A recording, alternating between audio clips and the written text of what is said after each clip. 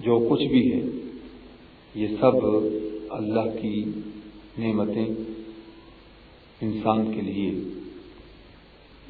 پیدا کی گئی، اور یہ فرمایا گیا کہ یہ ہم نے سب تمہارے لیے پیدا فرمائے۔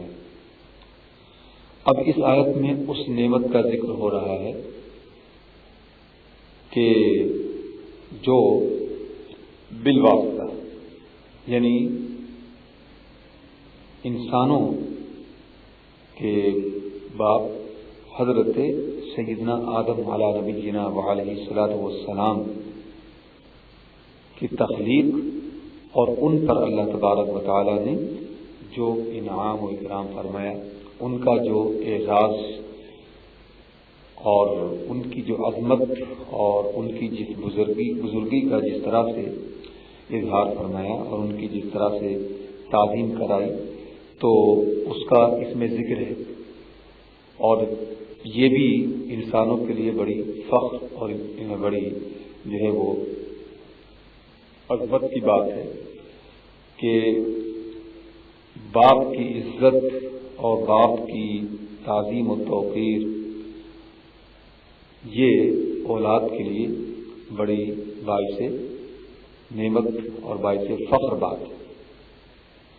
تو چونکہ وہ نعمتیں بلا واسطہ تھی جو پہلے بیان ہوئی، تو اس لیے ان کا پہلا ذکر ہوا، ان کا ذکر پہلے فرما دیا۔ اب یہ نعمت ایسی ہے کہ جو حضرت سیدنا آدم علیہ نبینا علیہ الصلوۃ والسلام کے واسطے سے ہے، تو اس لیے اس کا ذکر بعد میں ہوا، اور یہ نعمت وہ ہے کہ جو حضرات انبیاء علیہ السلام کے ذریعے معلوم ہوئی، تو اس لیے اس نعمت کا بعد میں ذکر فرمایا جا رہا ہے۔ فرمایا کہ وَإِذْ قَالَ رَبُّكَ لِلْمَلَائِكَةِ، جن آیات میں یہ ذکر کیا جاتا ہے، اس سے پہلے ایک فعل پوشیدہ ہوتا ہے، اور وہ ہوتا ہے اذکر، جس کا مطلب ہے کہ یاد کرو یا لوگوں کے سامنے اس کا ذکر کرو۔ تو یہاں سرکار دو عالم صلی اللہ تعالی علیہ وسلم سے یہ فرمایا جا رہا ہے، تو یاد کرو یا لوگوں سے ذکر کرو، تو یاد تو وہ چیز کی جاتی ہے کہ جو پہلے سے بتلا دی گئی ہو یا دکھا دی گئی ہو۔ تو اس آیت سے یہ پتہ چلا کہ نبی کریم صلی اللہ تعالی علیہ وسلم کے علم میں ساری باتیں پہلے سے ہیں، حضور صلی اللہ تعالی علیہ وسلم یہ ساری باتیں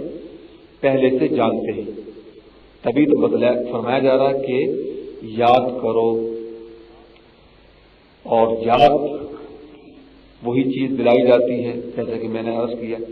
کہ پہلے سے جو ہے وہ بتلا دی گئی یا دکھلا دی گئی۔ اچھا، اور یہاں ایسا لگتا ہے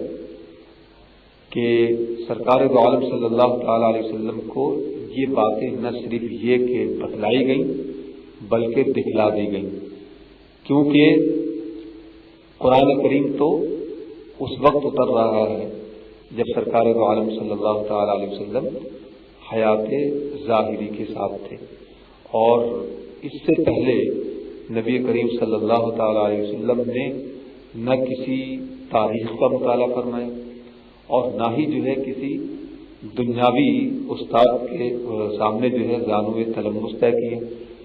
تو پتہ یہ چلا کہ سرکار دو عالم صلی اللہ تعالی علیہ وسلم کو یہ سارے واقعات، یہ ساری باتیں جو ہے دکھلائی گئی ہیں۔ اسی لیے تو بعض جگہ جو ہے وہ حضور صلی اللہ تعالی علیہ وسلم سے یہ خطاب ہوتا ہے کہ الم ترى، کیا تم نے نہیں دیکھا، جیسے سورۃ الفیل میں ارشاد ہوا کہ الم ترى کیف فعل ربک،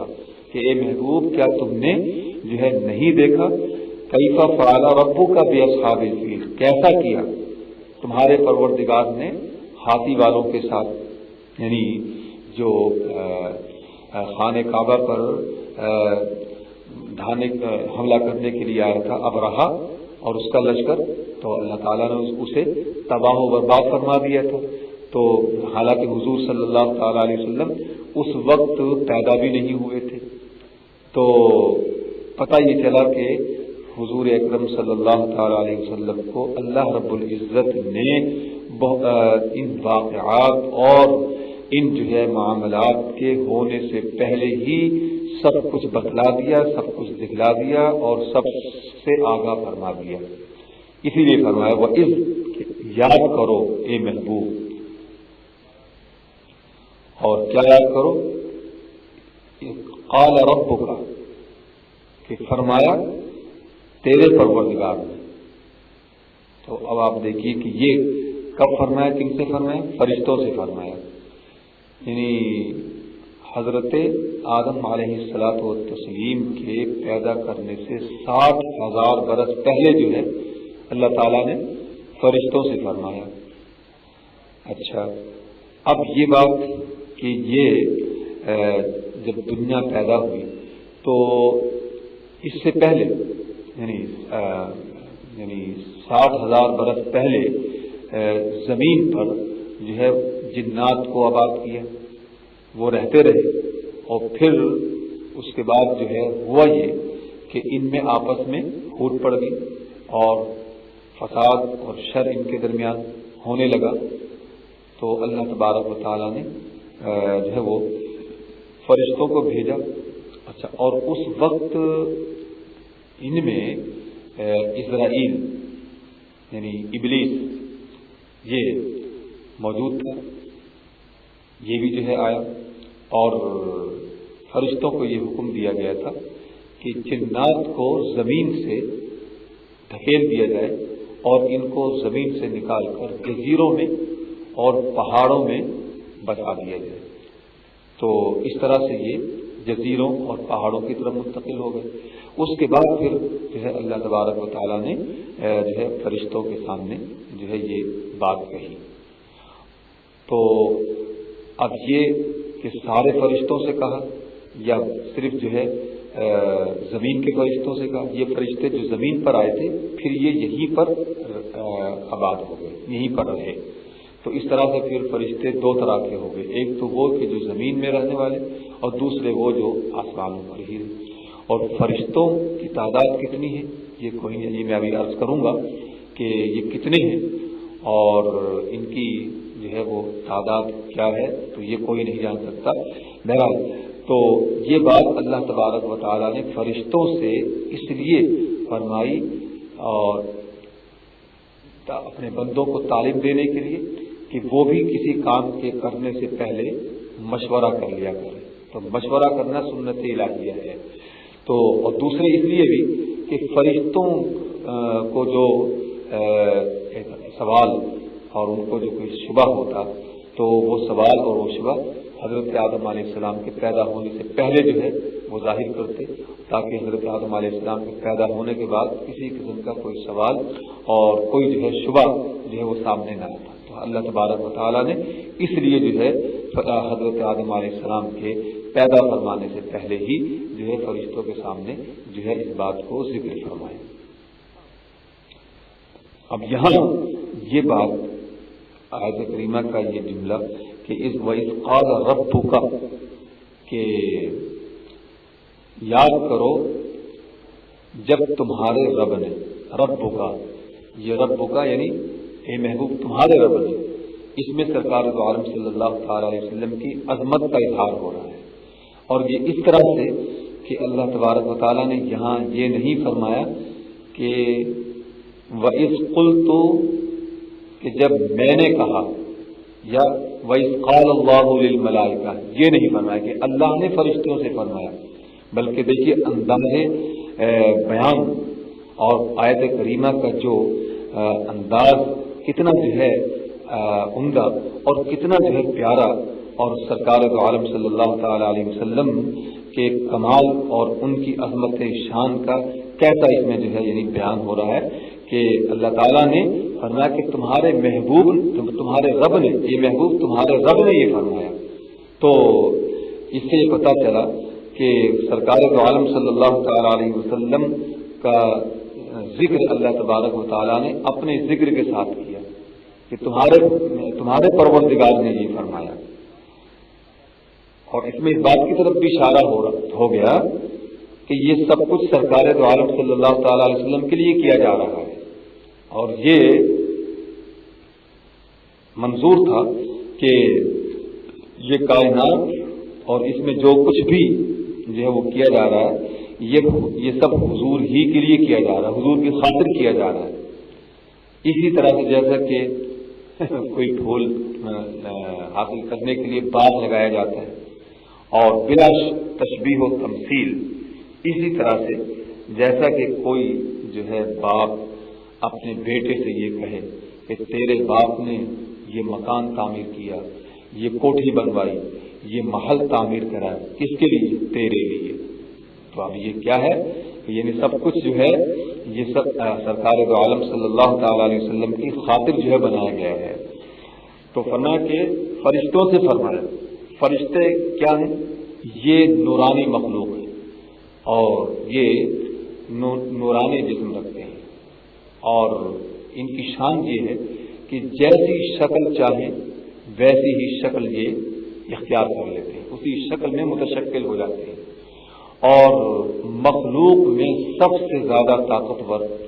اور سب سے زیادہ جو ہے وہ قوی یہی مخلوق ہے۔ اب یہ کتنے ہیں اور ان کی تعداد کیا ہے؟ تو میں آپ کو بتلاؤں کہ انسان جنات کا 10واں حصہ ہے، اور انسان اور جنات یہ مل کر خشکی مخلوقات کا 10واں حصہ ہے، اور پھر انسان اور جنات اور خشکی مخلوق مل کر یہ پرندوں کا 10واں حصہ ہے، اور پھر یہ سب مل کر یعنی انسان اور جنات اور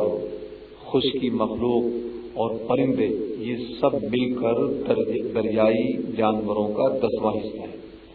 اور پھر یہ سب مل کر جو ہیں یہ پہلے آسمان کی مخلوق کا 10واں حصہ ہے، اور اسی پر پھر آپ قیاس کرتے چلے جائیے 7ویں آسمان تک، تو یہ سب مل کر 7ویں آسمان تک کی مخلوق مل کر پھر جو کرسی الہی ہے اس کا یہ 10واں حصہ ہے۔ اور آپ اندازہ کریں کہ پھر فرشتوں کی تعداد کون بتا سکتے ہیں، جبکہ قرآن کریم یہ ارشاد فرما رہا ہے وَمَا يَعْلَمُ جُنُودَ رَبِّكَ إِلَّا هُوَ، کہ تمہارے پروردگار کے لشکر کی تعداد کوئی نہیں جانتا ہے۔ سرکار دو عالم صلی اللہ تعالی علیہ وسلم جب معراج پر تشریف لے گئے تھے تو ایک مقام سے جب آپ کا گزر ہو رہا تھا تو آپ نے دیکھا کہ فرشتوں کی قطار جو ہے وہ جا رہی تھی، تو آپ نے حضرت جبرائیل سے یہ فرمایا کہ یہ کہاں جا رہے ہیں؟ تو حضرت جبریل نے حضور صلی اللہ تعالی علیہ وسلم سے عرض کیا رسول اللہ مجھے کچھ خبر نہیں کہ یہ کہاں جا رہے ہیں، مگر میں اتنا جانتا ہوں کہ جب سے اللہ تعالیٰ نے مجھے پیدا فرمایا ہے اس کے بعد سے میں ان کی یہ قطاریں اسی طرح جاتے ہوئے دیکھ رہا ہوں، یہ قطاریں کہاں سے آ رہی ہیں اور کہاں جا رہی ہیں مجھے اس کی خبر نہیں ہے، اور چلیے ان میں سے کسی سے پوچھتے ہیں۔ تو ایک فرشتے سے پوچھا تو اس نے جو ہے یہ جواب دیا کہ مجھے کچھ خبر نہیں، میں 4 لاکھ سال کے بعد ایک تارا چمکتے ہوئے دیکھتا تھا، اور میں نے اس کو 4 لاکھ مرتبہ جو ہے چمکتے ہوئے اپنی زندگی میں دیکھا ہے، اور میں اسی طرح سے دیکھ رہا ہوں۔ تو کون جو ہے وہ جان سکتا ہے، کون جو ہے وہ بتلا سکتا ہے؟ بہرحال یہ فرشتے اتنی بے شمار جو ہے وہ یعنی ہیں، اور پھر ان کی بھی بہت سی جو ہے وہ قسمیں ہیں۔ کچھ فرشتے وہ ہیں کہ جو انسان کے جو ہے وہ اعمال تحریر کرتے رہتے ہیں، جنہیں کہ کرامن کاتبین کہا جاتا ہے۔ کچھ فرشتے وہ ہیں کہ جو عرش الہی کو جو ہے تھامے ہوئے ہیں، اور کچھ فرشتے وہ ہیں کہ جو عرش الہی کے ارد گرد جو ہے وہ ہوتے ہیں، جیسے قرآن کریم میں فرمایا کہ وَتَرَى الْمَلَائِكَةَ حَافِّينَ مِنْ حَوْلِ الْعَرْشِ، کہ تم دیکھو گے کہ ملائکہ جو ہیں وہ عرش الہی کے ارد گرد جو ہے وہ پرے کے پرے جمائے ہوئے کھڑے ہوتے ہیں۔ کچھ وہ ہیں کہ جو عبادت میں مصروف ہیں، کچھ وہ ہیں کہ جو مدبرات الارض ہیں، اس مخلوق میں جو ہے وہ تدبیر کرتے ہیں۔ بہرحال تو بہت سے جو ہے وہ اقسام کے فرشتے ہیں۔ اب یہ فرمایا کس سے تھا؟ تو مفسرین اکرام نے لکھا کہ بعض فرشتوں سے فرمایا تھا، بعض نے فرمایا کہ صرف زمین کے فرشتوں سے یہ ارشاد فرمایا تھا کہ وَإِذْ قَالَ رَبُّكَ لِلْمَلَائِكَةِ إِنِّي جَاعِلٌ فِي الْأَرْضِ خَلِيفَةً، کہ میں زمین میں اپنا نائب بنانے والا ہوں۔ اور یہ بات حضرت سیدنا آدم علیہ نبینا علیہ الصلوۃ والسلام کی عظمت کے اظہار کے لیے جو ہے یہ فرمائی گئی تھی۔ آج اس آیت کے صرف اسی حصے کے بیان پر اکتفا کیا جاتا ہے۔ اس آیت کریمہ کا باقی حصہ جو ہے اس کے متعلق انشاءاللہ آئندہ درس میں عرض کروں گا۔ وآخر دعوانا ان الحمد للہ رب العالمین۔